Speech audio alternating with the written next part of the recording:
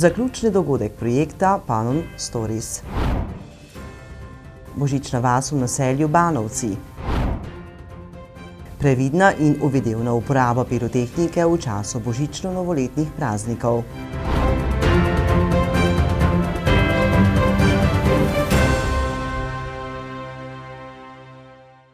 Gledalke in gledalci, lepo pozdravljeni v oddaji Dogodki. Za vas smo pripravili zanimive vsebine iz Pomurja in iz sosednje Hrvaške. Vabljeni k ogledu.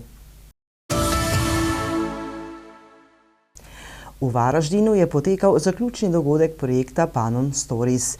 Dogodek je bil obogaten z gledališko igro dijakov iz gimnazije Franca Miklošiča Ljutomer in z predvajanjem dokumentarnega igranega filma s predstavitvami projektov v okviru Interreg programa Slovenija-Hrvaška. V projektu so bili združeni partnerji iz 3 držav. Ob gimnaziji Franca Miklošiča Ljutomer in televiziji AS iz Slovenije, še televizija Gotard iz Monoštra in Univerza za kmetijstvo in znanosti o življenju iz Kapošvara na Madžarskem.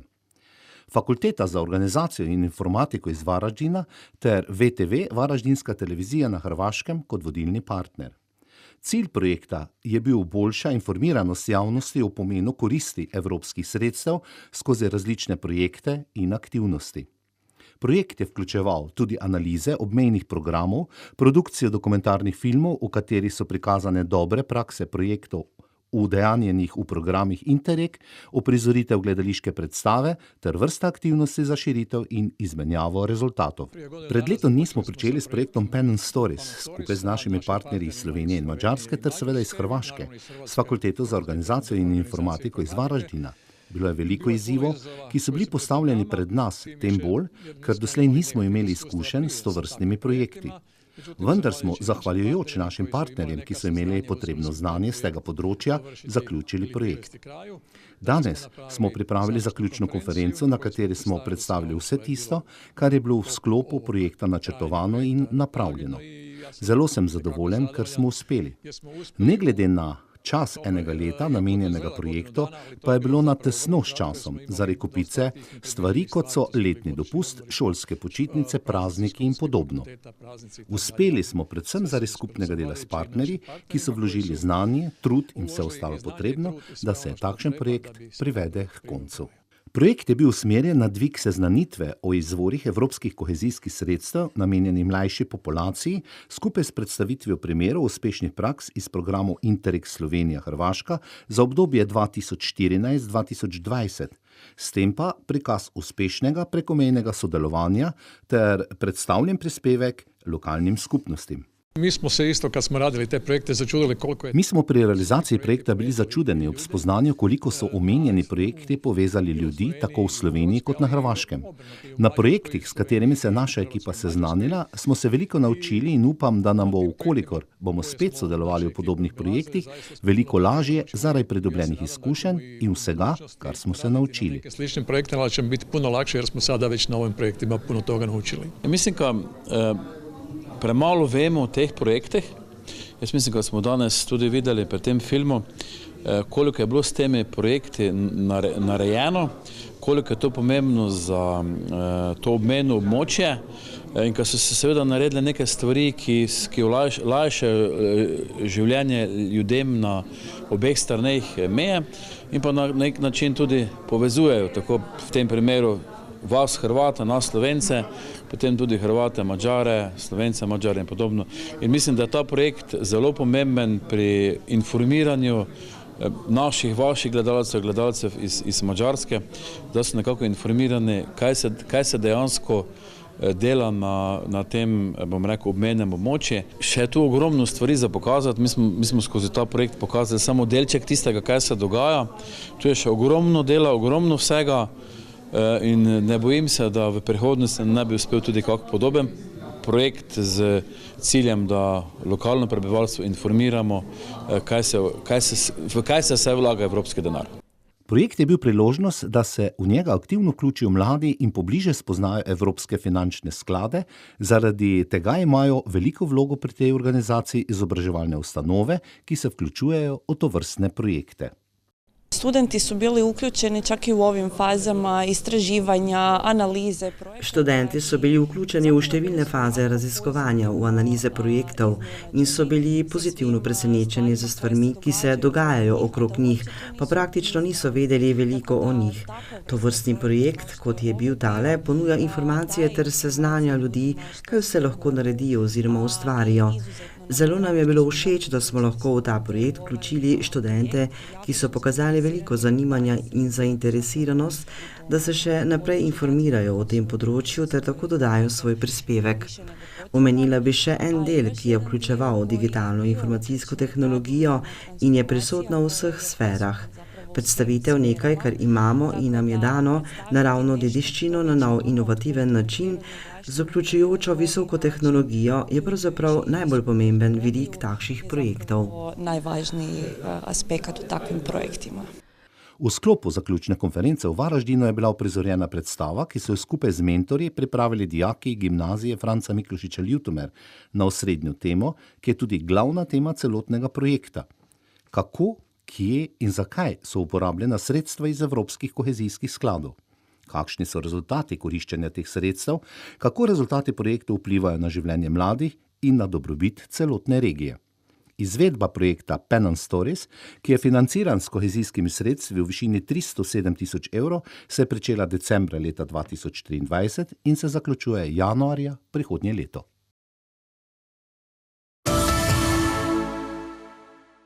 Naselje Banovci je tudi to leto obogateno z jaslicami, ki za svojo nežnostjo in milino vabijo domače in druge obiskovalce, da obiščejo Božično vas, ki je že vrsto let plod sodelovanja med vaščani in lokalnimi društvi ter Banovci ter občino Veržej. Otvoritev Božične vasi je potekala že minulo soboto in tako naselje Banovci popeljalo v čarobni praznični svet Božiča in novega leta. Začelo se je pravzaprav dogajati že ob 16. uri, ko smo v gasilskem domu pripravili delavnice za naše najmlajše. Izdelovali so iz papirja, iz gline, pekli so medenjake. Pred temi sanmi je bil postavljen božični nabiralnik, v katerega so otroci odvrgli svoje želje. Nabiralnik oziroma te želje bodo potem romale na Finsko in upamo, da jih bo Božiček bogato nagradil. Kot je povedala Kolbl, je Božična vas že drugič zapored obogatena z božičnim nabiralnikom. Božična vas praznuje letos 25. obletnico delovanja, čeprav so se jaslice na prostem začele že pojavljati nekaj let prej, ampak uradno ime Božična vas pa so dobile pred 25 leti. Dogajanje v Božični vasi se začne proti večeru, ko se prižgejo praznične luči, ki tako božičnim okraskom dodajajo poseben pridih prazničnega vzdušja v Banovcih. Sedaj je v vasi malo mirno življenje, v Božični vasi pa se začne okrog 17. ure, ko se prižgejo jaslice, potem vse te lučke in vaščani počakamo obiskovalce tukaj pred gasilskim domom na stojnicah, nudimo jim tople napitke, domačo kulinariko, pa seveda kakšno tudi rečemo.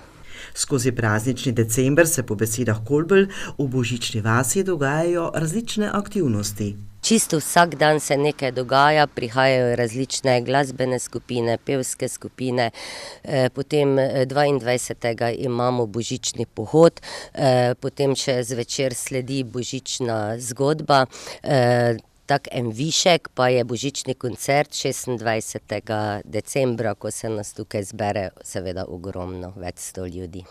Domačini Banovcev so zelo ponosni na postavitev Božične vasi. Mi smo bili prvi, ki smo začeli postavljati jaslice na prostem. Nekaj krajev v Sloveniji nas je potem začelo kopirati.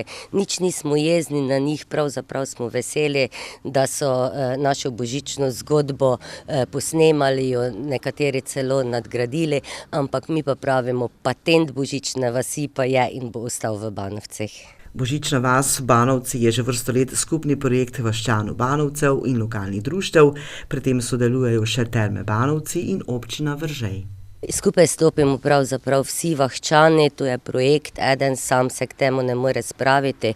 Vsa 3 društva, turistično, gasilsko, športno-rekreativno društvo, povežemo se z občino Veržej, Zavod Marjanom, veliko nam pomagajo tudi terme, tako da potem to steče, kot si želimo in predstavljamo. Število jaslic se je z leti povečevalo, tako da je letos v naselju Banovci postavljenih kar 66 jaslic. Ja, letos imamo rekordno število jaslic, pred leti je bilo to 56, letos pa celo 66, tako da če računamo, da imamo v Banovci cirka 60 gospodinjstev, to pomeni, da so pri vsaki hiši enec ali pa celo več jaslic. Na tiskovni konferenci Policijske uprave Murska Sobota je bila predstavljena prizadevnost pomurskih policistov za zmanjšanje kršitev in telesnih poškodb v času božično-novoletnih praznikov zaradi neprevidne, nepremišljene in objestne uporabe pirotehničnih izdelkov. Na tiskovni konferenci Policijske uprave Murska Sobota je bila predstavljena prizadevnost pomurskih policistov za zmanjšanje kršitve in telesnih poškodb ob uporabi pirotehničnih sredstev v času praznikov, kjer so sodelujoči opozorili na previdno uporabo pirotehnike, na zakonska določila glede uporabe, na hude posledice poškodb s pirotehničnimi sredstvi in o nevarnostih, ki jih lahko povzročijo požar na različnih objektih, ter tudi o tem, kako uporaba pirotehnike vpliva na živali. V zadnjih letih je sicer res opaziti rahli upad števila poškodb, kar pa ne pomeni, da jih ni. V slovenskem merilu je običajno vsako leto med 1 in 3 resne, hude poškodbe zaradi uporabe pirotehnike. Če pogledamo nekaj statističnih podatkov za to naše območje in tudi širše, potem vidimo, da v letu 2018 in 2019 pri nas ni bilo hujših poškodb. 1. leta 2020 je prišlo sicer do poškodbe prstov na desni roki, ki so jo potem oskrbeli v Mariboru. Leta 2022 ni bilo poškodb, pri nas je pa prišlo do poškodbe v Slovenski Bistrici, in sicer do 3 poškodb. Ena je bila huda, ko je zaradi prevrnjene baterije med streljanjem zadelo slučajno prisotnega 29-letnega moškega, zadelo ga je v oko in povzročilo seveda hudo in trajno poškodbo na očesu in s tem prizadetost vida. Obenem je Nemeš predstavil še najpogostejše poškodbe ob uporabi pirotehnike. Gre za visokoenergijske poškodbe z eksplozivnim sredstvom, z vsemi značilnostmi tovrstnih poškodb. Podobne so seveda vojnim poškodbam, kjer pride do eksplozije. Gre za opekline, raztrganine mehkih tkiv, poškodbe kosti, v najhujšem primeru amputacije udov. Največkrat so poškodovani prsti rok in roke nasploh, to je približno 50 do 60%. Potem so tu poškodbe oči in obraza ter glave v 30% in pa trup noge, vsaka približno 5%. Se pravi, največ poškodb je na teh odkritih delih telesa, roke razumljivo, ker tak s tem primemo, pri obrazu pa seveda tudi oči in pa ušesa, torej vid in sluh. Take poškodbe največkrat pustijo trajne posledice, ki so lahko tudi zelo hudi. Pri okončinah so najhujše seveda amputacije. Pred kratkim je bilo v medijih po televiziji objavljeno posnetek mladega človeka, ki mu je odtrgalo roko in je pač povedal, kako je zdaj živeti s tem. Pri očeh so lahko to poškodbe, ki so relativno banalne, lahko je to trajna izguba vida, prav tako trajna izguba sluha, kar si kar predstavljamo, kakšna invalidnost je to za celo življenje. Zdravljenje tovrstnih poškodb je dolgotrajno, zahtevno, drago, boleče. Tadej Zelko iz prostovoljnega gasilskega društva Murska Sobota je povedal, da ga zadnje čase skrbi uporaba pirotehničnih sredstev petard. V letošnjem letu na nogometni tekmi je prišlo do enega takega primera. Tam, če ne bi imel operativec popolne opreme na sebi, bi lahko prišlo do resnih posledic. O vplivu pirotehnike na živali je Žnidarič povedala: predvsem pri tej večini, ki jih je res strah tega, gre za to, da ne vedo, kaj se dogaja.